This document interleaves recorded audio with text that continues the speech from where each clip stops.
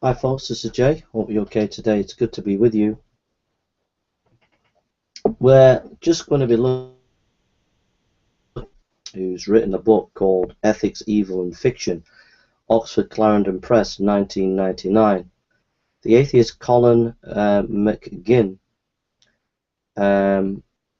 states this in his book about objective morality. And I'm just quoting this and then just going to reflect on it just for a few minutes. When I assert this is good or that is evil, I do not mean that I experience desire or aversion, or that I have a feeling or a liking or an indignation. These subjective experiences may be present, but the judgment points not to a personal or subjective state of mind, but to the presence of an objective value in the situation. What is implied in this objectivity? Clearly, in the first place, it implies independence of the judging subject. If my assertion this is a good is valid, then it is valid not for me only, but for everyone. If I say this is good and another person referring to the same situation says this is not good, one or other of us must be mistaken. The validity of moral judgment does not depend upon the person by whom the judgment is made. In saying that moral values belong to the nature of reality, the statements implied an objectivity which is independent of the achievements of persons in forming their lives with these values, and is even independent of their recognizing their validity.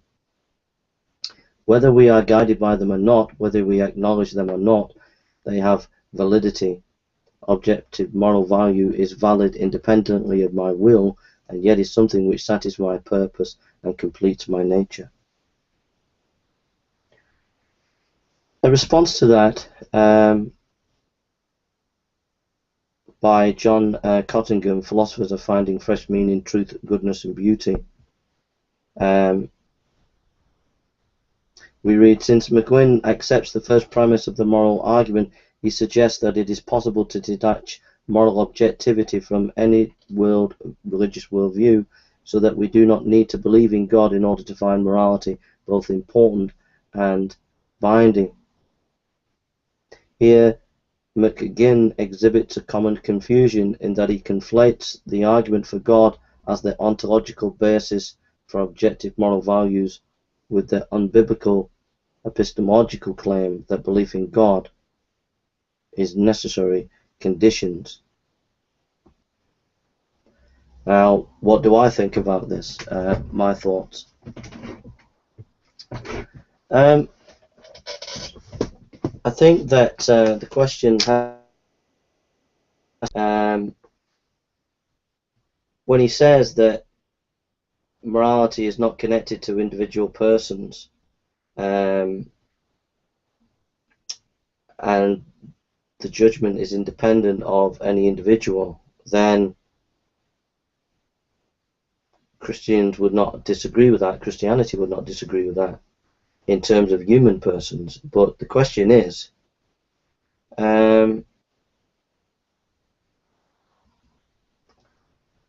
where does he locate the objective morality? He can't get out of the is-ought distinction. He can't get out of the naturalistic fallacy. So how does he get out of the problem? To say that reality is the way it is, and that reality shows us what morality is, that's not possible, because nature can't tell you what morality is. So he's trying to detach himself from personhood and give some kind of objectivity to morality, but it's difficult to see where he might locate that. If he locates it in an idea, then where is that idea sustained? How is that idea sustained in terms of who states that idea, who produced that idea? So if he tries to argue for a physical objective morality, if he tries to argue for a Platonic idea, either way he still doesn't get objective morality.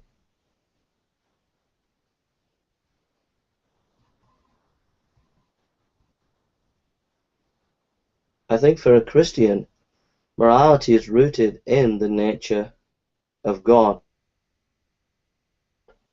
And the nature of God is a God who is and relational.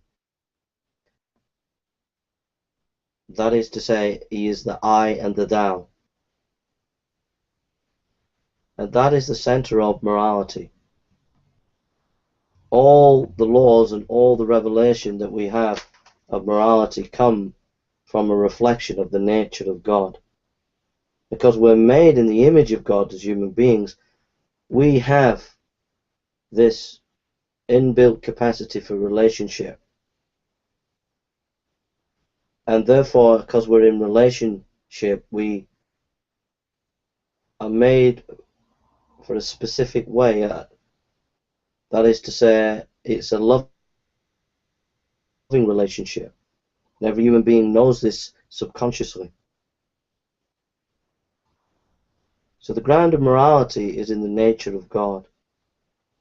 Love cannot be love unless it is free.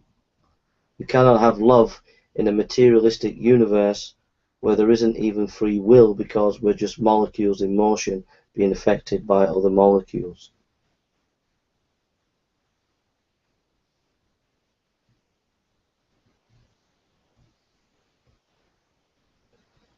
So I think that for me, the way I understand that,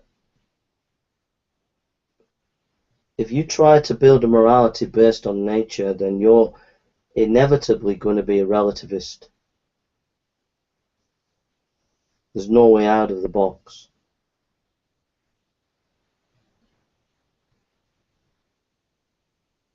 But if you believe in God, then there is necessarily right and wrong. There is good and evil.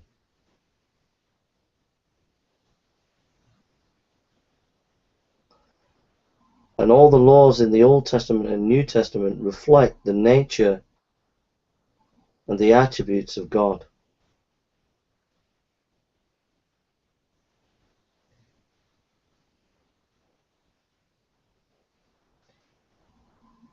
As to, there is a historical reality that there is a development.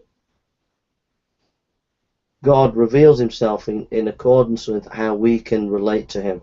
So in the Old Testament, he relates to the people there in consistency with his attributes, but in a way that the people of that time can relate to him.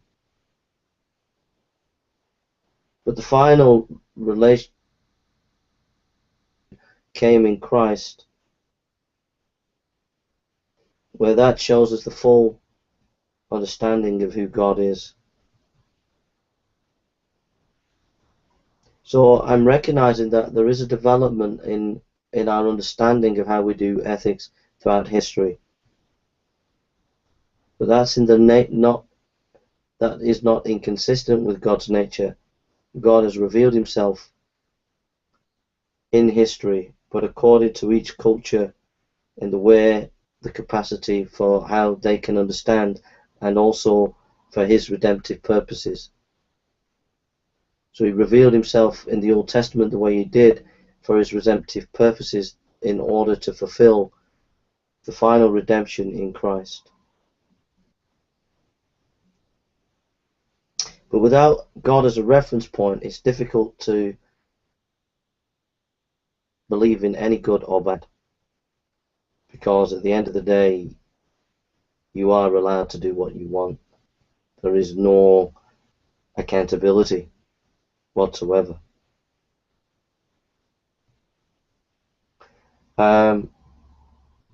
Those are my thoughts about this atheist Colin McGinn. Feel free to share your own thoughts about his thinking and discuss and debate amongst yourselves. I'd be interested to hear what you think. I'd be interested to hear your ideas. And if it stimulates debate, this video, I'll be very pleased. Thank you and take care. What do you think? Let me know. I'll be making video responses in the next few weeks to whatever arguments you make under this video. Thank you.